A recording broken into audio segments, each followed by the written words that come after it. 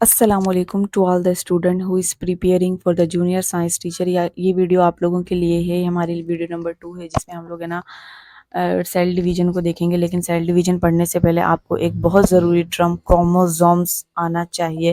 तो हम लोग देख लेते हैं कि क्रोमोसोम्स है क्या। अब मैंने आप लोगों को बताया था सेल स्ट्रक्चर वाले लेक्चर में कि जो हमारे पास न्यूक्लियस होता है उसके अंदर जेनेटिक इन्फॉर्मेशन होती है, मतलब जो पास होती है पेरेंट टू देयर ऑफस्प्रिंग। किस तरह से बच्चे अपने पेरेंट से मुशाबहत रखते हैं या एक स्पीशी की मालूमात किस तरह से जाती है या दूसरी स्पीशी के अंदर, तो वो एक डीएनए के फॉर्म में होती हैं। अब हम लोग देख लेते हैं क्रोमोसोम। ये basically associated structures associated structures होती हैं हमारे पास डीएनए और प्रोटीन की, हिस्टोन प्रोटीन की, जिनको हम लोग क्रोमोसोम्स बोल रहे होते हैं। तो इसको हम लोग देखते हैं। The term chromosome is given by Walter Flemming. जो ट्रम्प क्रोमोसोम है वो वॉल्टर फ्लेमिंग ने दिया था बाय एग्जामाइनिंग। उसने एग्जामाइन किया जो तेजी से डिवाइड हो रहे थे सेल सेलेमेंडर लार्वे के, मतलब ये हमारे पास एम्फीबियन है जो ज़मीन पे भी रहता है और पानी में भी रहता है। मतलब इसके सेल जब डिवाइड हो रहे थे उसको इसने एग्जामाइन करके ये वाला ट्रम्प उसने दिया था।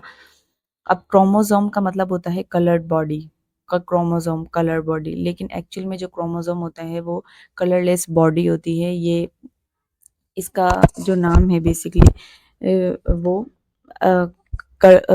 कलरलेस बॉडी होना चाहिए, बट शुरू में इसको इस तरह से एग्जामाइन किया गया कि ऐसा समझा गया कि ये एक कलर्ड बॉडी है, इस वजह से इसको नाम क्रोमोसोम का दे दिया गया।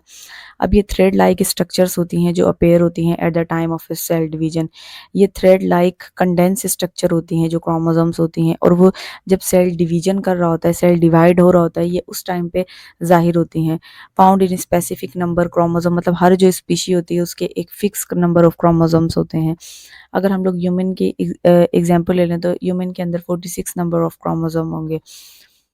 और कंटेंट इसके अंदर क्या होता है, क्रोमोसोम के अंदर बेसिकली हमारा डीएनए हिस्टोन प्रोटीन के इर्द गिर्द रैप हुआ हुआ होता है। मतलब ये कंटेंट करता है जेनेटिक इंफॉर्मेशन, जिनको जीन जेनेटिक मटेरियल होता है इसके अंदर, जिनको जीन्स कहते हैं। और जो जीन्स होता है वो हमारा डीएनए और हिस्टोन प्रोटीन पे मुश्तमिल होता है। तो हम लोग कह सकते हैं कि जो हमारे क्रोमोसोम्स होते हैं वो अल्टीमेटली मुश्तमिल होते हैं डीएनए के ऊपर और हिस्टोन प्रोटीन के ऊपर, डीएनए के ऊपर एंड हिस्टोन प्रोटीन के ऊपर। तो ये हमारा बेसिकली जेनेटिक इन्फॉर्मेशन मुश्तमिल होती है हमारी क्रोमोसोम के ऊपर। हमारे जो क्रोमोसोम्स होते हैं ना वो डिफरेंट टाइप्स के होते हैं, वो डिपेंड करता है पोजीशन है सेंट्रोमेर की क्या है, सेंट्रोमेर की पोजीशन। अब जो क्रोमोसोम्स होते हैं वो इस तरह से होते हैं, वी कैन से दैट एक पेयर के फॉर्म में। ये दोनों आइडेंटिकल सिस्टर क्रोमेटिड्स होंगे, मतलब इनके अंदर एक जैसी इंफॉर्मेशन पाई जाएगी। मतलब अगर यहाँ पे एक इंसान की इंफॉर्मेशन है, यहाँ पे जीन है कलर्स के किसी इंसान के कलर के जीन यहाँ पर है तो यहाँ पे भी कलर के जीन ही पाए जाएंगे। तो मतलब ये एक आइडिया, अगर यहाँ पे हेयर है उसकी कर्ली है, ये स्ट्रेट है, ये वाला जीन पाया जाएगा तो यहाँ भी यही वाला। तो मतलब ये सिस्टर क्रोमेटिड्स होती हैं जो एक दूसरे के साथ ज्वाइन होती हैं, ये आइडेंटिकल होती हैं। तो सेंट्रोमर वो पोजीशन होती है जहाँ पे दो क्रोमेटिड्स एक दूसरे के साथ जुड़े हुए होते हैं, सिस्टर क्रोमेटिड्स एक दूसरे के साथ जुड़े हुए होते हैं सेंट्रोमर रीजन के ऊपर। यहाँ पे एक प्रोटीन पाया जाता है जिसको काइनेटोकोर प्रोटीन बोलते हैं, जो इसको बेसिकली एक दूसरे के साथ अटैच होने के अंदर मदद कर रहा होता है। अब मुख्तलिफ किस्म की क्रोमोसोम, अब क्रोमोसोम मेटासेंट्रिक भी हो सकती है, मतलब जिसकी इक्वल आर्म्स हो। देखो यहाँ से यहाँ ये जो सेंट्रोमर है वो सेंटर में आ गया। अब ये एमसीक्यूज इस तरह से आ सकता है कि अगर सेंट्रोमर डिफरेंट मतलब सेंटर में हो तो वो कौन सी क्रोमोसोम की टाइप होगी, तो वो मेटासेंट्रिक होगी। अगर अनइक्वल आर्म हो, मतलब मेटासेंट्रिक है, एक पूल पे थोड़ा सा आई हुई हो, तो ये हमारे हो जाती है सब मेटासेंट्रिक क्रोमोसोम हो जाते हैं। और एक्रो और सब टीलोसेंट्रिक, मतलब वन एक जो आर्म होगी वो बहुत ज़्यादा लंबी होगी और जो एक होगी वो बहुत छोटी होगी। आप यहाँ पे मैंने ये बनाई है, आप लोग ये देख सकते हैं। टीलोसेंट्रिक का मतलब होता है जो सेंट्रोमेर होती हैं at the end of the centromere. मतलब देखो ये देखो जो सेंट्रोमेर है वो बिल्कुल एंड पर है क्रोमोसोम के। तो ये हमारे पास टीलोसेंट्रिक हो गया। तो ये हमारे पास 4 टाइप हैं। इसको आप लोग गूगल पे जाके भी सर्च करें, क्रोमोसोम की भी स्ट्रक्चर देखें, और ये जो 4 टाइप हैं इसकी भी स्ट्रक्चर्स को आप लोग देखें। मतलब क्रोमोसोम मुश्तमिल होती है जीन्स, जीन्स मुश्तमिल होती है डीएनए एंड हिस्टोन प्रोटीन। अच्छा, देन हमारे पास आ जाती है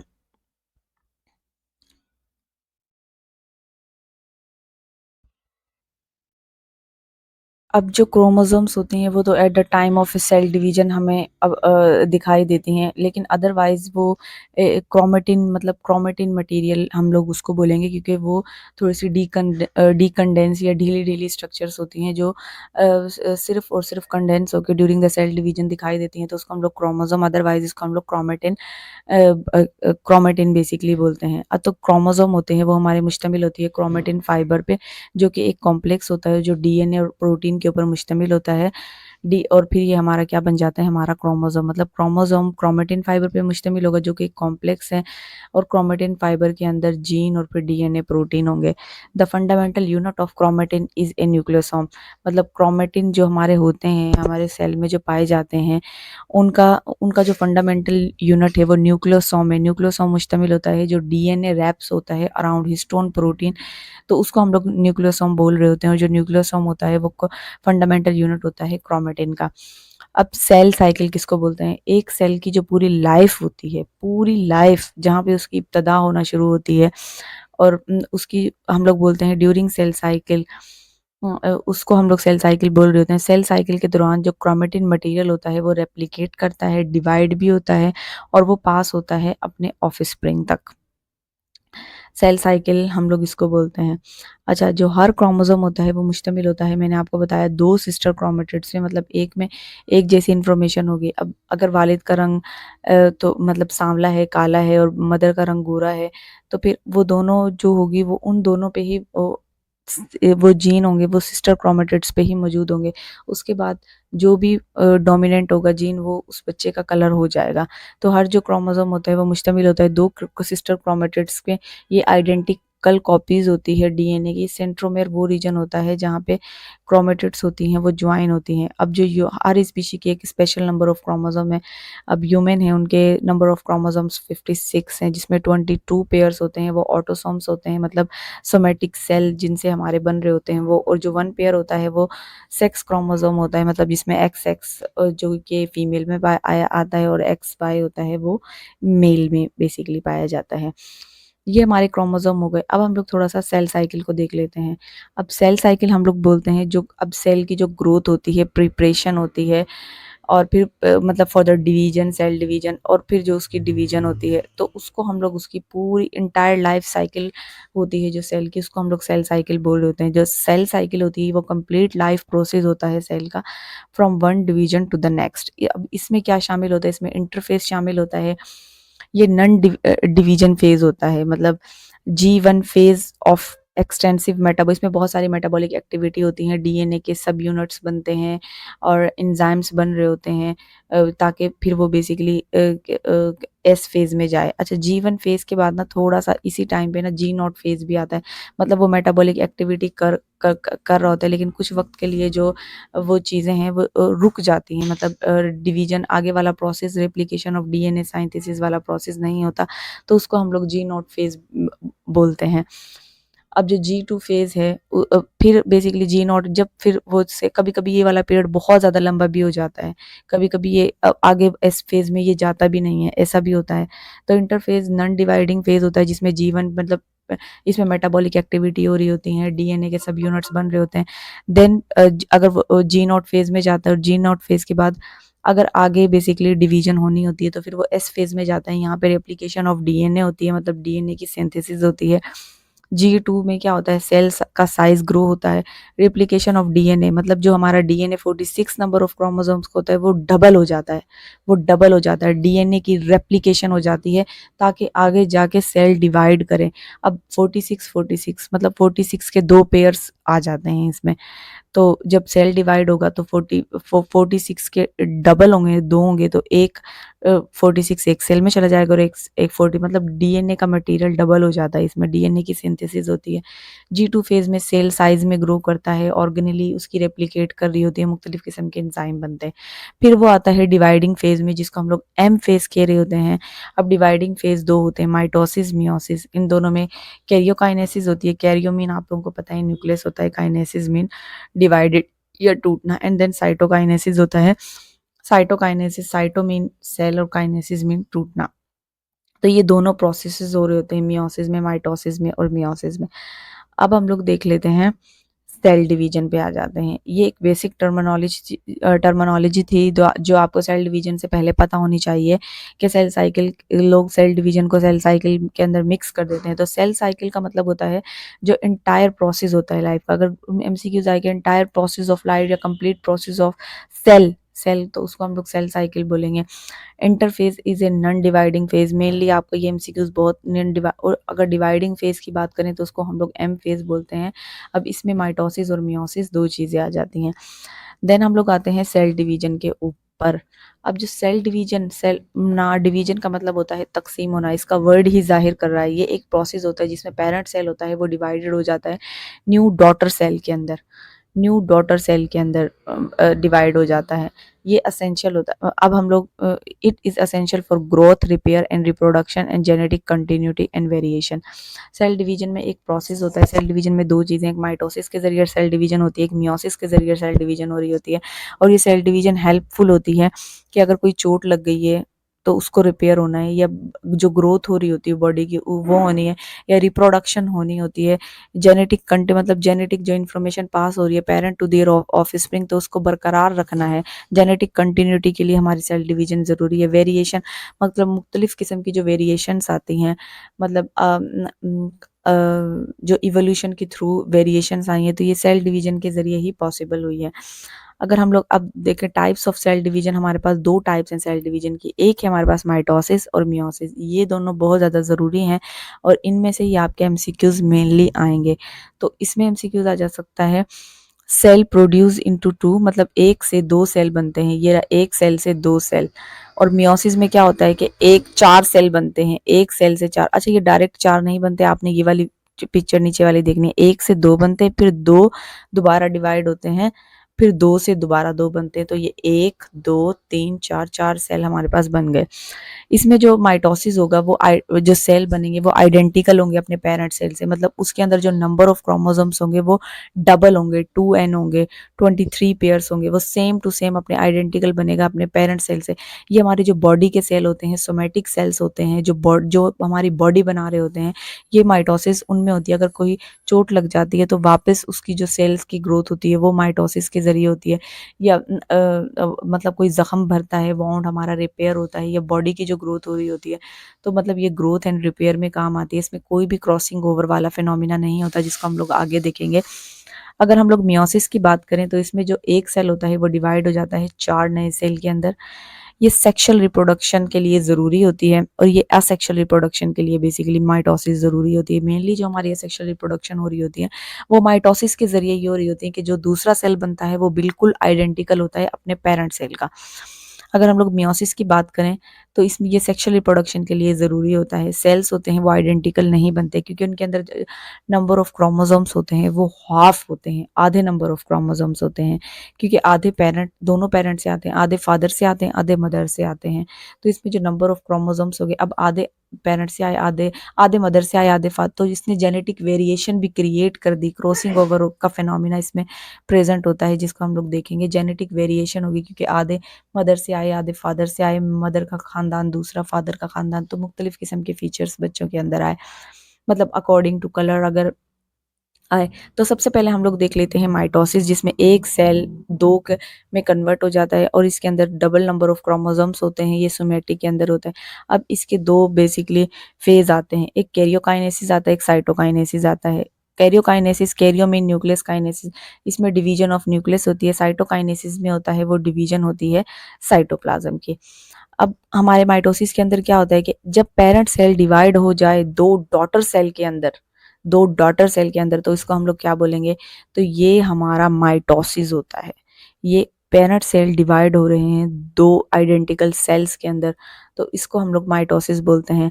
माइटोसिस का जो फर्स्ट स्टेप है वो कैरियोकाइनेसिस। अब इसके मजीद चार सब फेजेस होते हैं। चार सब फेजेस में सबसे पहला जो इसका फेज आता है वो आता है प्रोफेज। सबसे पहला जो फेज है वो है प्रोफेज। प्रोफेज के अंदर क्या होता है, हमने पढ़ा था कि जब क्रोमोसोम का मतलब ये जो जेनेटिक मटेरियल कंडेंस हो जाता है इसको हम लोग क्रोमोसोम बोल रहे होते हैं, अदरवाइज इसको क्रोमेटिन मटेरियल ही हम लोग बोल रहे होते हैं, सही है। इसमें क्या होता है कि क्रोमेटिन मटेरियल होता है वो कंडेंस्ड हो जाता है और विजिबल होता है as a thick coiled structure या थ्रेड लाइक स्ट्रक्चर, जिसको हम लोग क्या बोलते हैं, कॉल्ड क्रोमोसोम्स। जब वो thick thread like structure visible हो जाती हैं ड्यूरिंग द सेल डिवीजन, तो उनको हम लोग क्या बोल रहे होते हैं, क्रोमोसोम्स बोल रहे होते हैं, अदरवाइज उसको क्या बोल रहे होते हैं, क्रोमेटिन मटेरियल बोल रहे होते हैं। अब इसमें जो न्यूक्लियर मेम्ब्रेन होती है वो डिसअपेयर हो जाती है। आप लोग यहाँ पे देख सकते हैं कि न्यूक्लियर मेम्ब्रेन इसकी ये डिसअपेयर हो गई। एट द सेम टाइम, और इसी टाइम सेंट्रोसोम्स, हमने पढ़ा था ना, सेंट्रियोल, दो परपेंडिकुलर सेंट्रियोल आपस में जुड़ के सेंट्रोसोम बना रही होती हैं। तो वो जो सेंट्रोसोम होता है वो भी रेप्लिकेट करता है बेसिकली। जो सेंट्रोसोम होता है वो डिवाइड हो जाता है to form a two centriole, तो वो दो सेंट्रियोल के अंदर डिवाइड हो जाता है और वो टुवर्ड अपोजिट पूल होता है वो मूव करता है। एंड स्पेंडल फाइबर जो कि एक धागे नुमा स्ट्रक्चर्स हैं, देखो यहाँ से निकल रही हैं, स्पेंडल फाइबर होते हैं, वो फॉर्म करता है। अब जो क्रोमोसोम्स होते हैं ना, इस स्टेज पर डबल होते हैं, मतलब डायड होते हैं, मतलब 46 के 2 होते हैं। हम लोगों ने इस फेज में पढ़ा था ना कि जो डीएनए है वो डबल हो गया, 46 मल्टीप्लाई बाय 2, मतलब वो डायड हो गया। तो न्यूक्लियर मेम्ब्रेन डिसअपेयर हो गई, क्रोमेटिन मटेरियल कंडेंस हो गया क्रोमोसोम्स के अंदर एक विजिबल, और है ना क्या बोलते हैं, सेंट्रोसोम डिवाइड हो गए सेंट्रियोल के अंदर और उन्होंने अपोजिट पोल पे मूव करना। हम लोगों ने पढ़ा था कि जो सेंट्रोसोम होते हैं और जो सेंट्रियोल माइक्रोट्यूबुल से बने हुए होते हैं, तो ये माइक्रोट्यूबुल से ही बनी हुई स्ट्रक्चर स्पिंडल फाइबर को जनरेट करते हैं जो कि सेल डिवीजन के अंदर काम आता है। अभी आप लोगों को पता लगा कि सेंट्रोसोम का क्या काम है। सेंट्रोसोम डिवाइड होंगे सेंट्रियोल में, अपोजिट पोल पे वहाँ पे धागेनुमा स्ट्रक्चर्स निकलेंगी जिनको हम लोग स्पेंडल फाइबर, अब ये स्पेंडल फाइबर हमारी मदद करेंगे कि इसके अंदर सेल डिवीजन के अंदर। देन दूसरा फेज होता है, क्या होता है दूसरा फेज, डायोड का मतलब होता है 46 मल्टीप्लाई बाय 2। अब मेटा फेज के अंदर अब इक्वेटर प्लेन के ऊपर अपने arrange itself on equator of the spindle fibre. अब ये देखो ये स्पिंडल फाइबर धागे यहाँ से निकले और इन्होंने क्या किया, अपने आप को एक the centre of the cell के सेंटर में अपने आप को अरेंज कर लिया इन क्रोमोसोम्स के अंदर। ये क्रोमोसोम्स है, ये वो सेंट्रोमेयर के पास एक स्पेशल प्रोटीन होता है जिसको काइनेटोकोर बेसिकली बोल रहे होते हैं। तो काइनेटोकोर की मदद से बेसिकली क्या हुआ, काइनेटोकोर की मदद से स्पिंडल फाइबर यहाँ पे बेसिकली चिपक गए, arrange itself on the equator of the spindle, मतलब स्पिंडल की मदद से इक्वेटर प्लेन पे इन्होंने अपने आप को अरेंज कर लिया। अब हर जो क्रोमोसोम हो गया वो अटैच हो गया स्पिंडल फाइबर से और सेपरेट स्पिंडल फाइबर से अटैच हो गया सेंट्रोमेयर रीजन से, जहाँ पे काइनेटोकोर प्रोटीन है वो मौजूद है जो कि अटैचमेंट के अंदर मदद करता है। देन अगला जो फेज आया वो हमारे पास आया एनाफेज। इसमें जो स्पिंडल फाइबर होंगे वो अपने आप को कॉन्ट्रैक्ट करेंगे, बेसिकली खींचेंगे। अब जो क्रोमोसोम है वो सेंट्रोमेयर रीजन से जुड़ी हुई थी इसके साथ, तो जो सेंट्रोमेयर हो गया क्रोमोसोम का वो डिवाइड हो जाएगा और जो क्रोमेटिड्स हैं हर क्रोमोसोम के वो अलग हो जाएंगे, सेपरेट हो जाएंगे, वो मूव करेंगे। अच्छा, ये क्रोमेटिड्स है ना, ये प्रॉपर क्रोमोसोम है, मतलब इनके अंदर अब 46 यहाँ चले गए, 46 यहाँ चले गए, मतलब क्योंकि ये 2n के फॉर्म में है, क्योंकि जो डीएनए है वो डबल है, क्योंकि बहुत सारे बच्चे इस बात में कंफ्यूज होते हैं। मैं भी बहुत टाइम तक इस चीज़ में कंफ्यूज रही थी। अब मुझे पता लगा कि ये जो मटेरियल है वो डबल हो जाता है बेसिकली। अब जो क्रोमेटिड्स होंगे वो ईच क्रोमोसोम सेपरेट होंगे, वो अपोजिट पूल के ऊपर मूव करेंगे। वन सेट ऑफ क्रोमेटिड्स, एक जो सेट होगा, अब ये जो क्रोमेटिड है वो इंडिपेंडेंट क्रोमोसोम है बेसिकली, ये डायड है, 46 टू थे ऐसे थे, अब ये अलग अलग हो गए, मोनेड हो गए। अब जो एक को हम लोग क्या बोलेंगे, मोनेड बोलेंगे। तो ये एक मोनेड इस तरफ चला गया और एक इस तरफ चला गया। अब जो हमारा जो फाइनल स्टेप होगा वो होगा टीलोफेज। टीलोफेज के अंदर क्या होगा, क्रोमेटिड्स जो कि क्रोमोसोम्स कहलाए जा रहे थे, अब वो अब इस रिस्पेक्टिव पोल पे पहुंच जाएंगे और उनकी जो मूवमेंट होगी वो सीज रुक जाएगी, मतलब हर जो पोल होगा वो receive same number of chromosome, 46 इस तरफ 46 इस तरफ, as were parent in the present, जैसा कि प्रेजेंट थे पेरेंट के अंदर। न्यूक्लियर मेम्ब्रेन अब दोबारा बनना स्टार्ट होगी, रीफॉर्म्ड होगी जो न्यूक्लियर मेम्ब्रेन, और दो डॉटर न्यूक्लाई है वो फॉर्म हो जाएंगे। देखो दो डॉटर न्यूक्लाई फॉर्म्ड हो गए और जो क्रोमोसोम्स होगी वो डीकंडेंस, मतलब ढीली ढाली स्ट्रक्चर बन जाएगी क्रोमेटिन की फॉर्म में। क्रोमोसोम कन्वर्ट होंगे, क्रोमेट मतलब ढीली ढाली स्ट्रक्चर को क्रोमेटिन बोल रहे होते हैं। तो हमारा टीलोफेज था जिसमें न्यूक्लियर मेम्ब्रेन दोबारा बनती है और क्रोमोसोम कन्वर्ट होते हैं, क्रोमेटिन डीकंडेंस हो जाते हैं, 2 डॉटर न्यूक्लियाई होते हैं वो बन जाते हैं। अच्छा, उसके बाद जो हमने पढ़ा था कैरियोकाइनेसिस हो गया, इसका कैरियोकाइनेसिस के 4 सब फेज़ थे, ये मुकम्मल हो गए, जिसमें टीलोफेज़ आ गया, एनाफेज़ आ गया, मेटाफेज़ आ गया। मेटाफेज़ में हमारा condensed nuclear membrane disappear, centrosome divide centriole में और अपोजिट सोल की तरफ मूव करना। इसमें इक्वेटर प्लेन पे with the help of spindle fibre arrange कर लिया और वो अटैच हुए सेपरेट स्पिंडल फाइबर पे। एनाफेज स्पिंडल फाइबर कॉन्ट्रैक्ट किए और है ना जो सेंट्रोमेर है वो डिवाइड हो गया, मतलब कि अलग अलग वो चले गए, जो क्रोमोसोम्स थे अपोजिट पोल पे उन्होंने मूव करा। अच्छा, टीलोफेज के अंदर न्यूक्लियर मेम्ब्रेन दोबारा बन गई, क्रोमोसोम डीकंडेंस हो गया क्रोमेटिन मटेरियल के अंदर। अब हमारे पास क्या होगा, जो अगला स्टेप है, वो हमारे पास होगा साइटोकाइनेसिस। मतलब जो साइटोप्लाज्म होगा सेल का वो डिवाइड हो जाएगा 2 डॉटर न्यूक्लियाई के अंदर और 2 सेल है वो बन जाएंगे। मतलब अब एनिमल सेल के अंदर क्या होगी, एक कंस्ट्रिक्शन डेवलप होगी, मतलब एक अंदरूनी दबाव डेवलप होगा और है ना वो कंस्ट्रिक्शन डीप होती जाएगी और 1 से 2 सेल में कन्वर्ट हो जाएंगे। प्लांट सेल के अंदर सेल प्लेट होगी, सेल प्लेट जो कि सेल्यूलोज की बनी हुई होती है, क्योंकि सेल्यूलोज की बनी हुई होती है, वो जो सेल प्लेट होती है वो फॉर्म होती है और 2 सेल होते हैं वो एक दूसरे से जुदा हो जाते हैं। तो ये हमारा माइटोसिस था, जिसमें जो हमारी सेल डिवीजन हुई, जो हमारे मतलब डॉटर हमारे सेल बने, उनके अंदर same number of chromosome, same identical copy बने वो अपने जो उनका पेरेंट सेल था। देन हमारे पास होगी मियोसिस, इंशाल्लाह उसको हम अपने नेक्स्ट लेक्चर में उसको हम अपने नेक्स्ट लेक्चर के अंदर कंप्लीट करेंगे। अगर आपको मेरी वीडियो अच्छी लगी है तो इसको लाइक करें और for getting more videos like that please subscribe my channel. Thank you.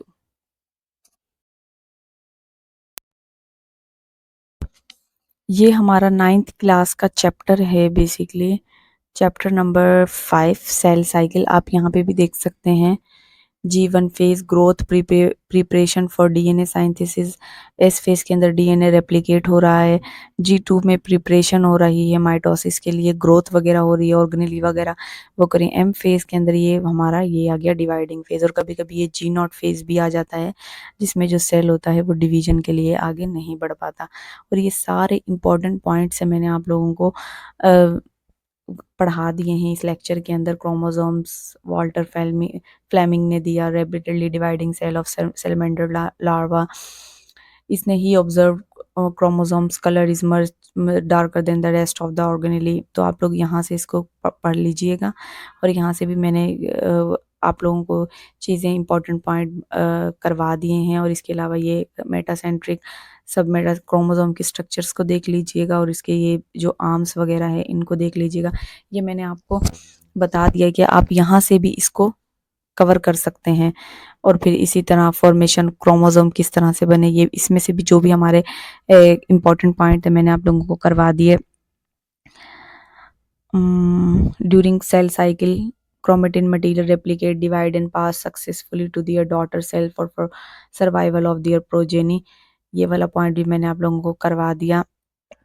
और इसके अलावा ये सेल साइकिल आ गया, जिसके 2 फेज इंटरफेज और एम फेज। इंटरफेज में जी वन फेज आ गया, G0 फेज आ गया। G0 फेज में भी आ जाता है जहाँ पे सेल साइकिल स्टॉप हो जाती है, ये कुछ दिन के लिए स्टॉप रह जाती है, वीकर और सम केसेस में even for the life time of the organism.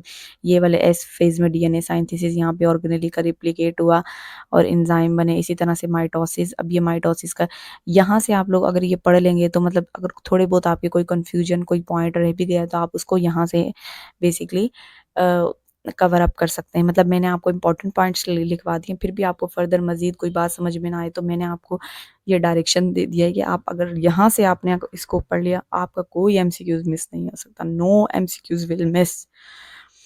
तो माइटोसिस का कैरियोकाइनेसिस, इसके 4 सब फेज प्रोफेज आ गया। अब मैंने आप लोगों को ये पढ़ा दिया कि थ्रेड लाइक स्ट्रक्चर क्रोमोसोम्स होती हैं। ये देखो इस स्टेज पे ये डबल हुआ वो होता है, ये भी मैंने आप लोगों को पढ़ा दिया। उसके बाद ये मेटाफेज आ गया, अपने equator flip of the spindle से क्योंकि मेरे जो नोट हमारा जो पेपर होगा ना वो सिंटैक्स से आएगा, तो मैंने उन्हीं सोर्सेज को इस्तेमाल करके लिए आपके लिए इम्पोर्टेंट पॉइंट्स निकाले और मुख्तलिफ सोर्सेज को इस्तेमाल करके आपके लिए इम्पोर्टेंट पॉइंट्स निकाले हैं। इसके बाद हमारे पास एनाफेज आ गया और फिर ये हमारे पास टीलोफेज आ गया और ये साइटोकाइनेसिस आ गया। तो आप लोग इसको यहाँ से भी पढ़ सकते हैं। एक बार एक जस्ट मेरा वो लेक्चर देख के जो मैंने अभी आपको पढ़ाया, एक बार आप इसको पढ़ेंगे तो ये आपको यूं ऐसे बिल्कुल चुटकियों में समझ में आ जाएंगे।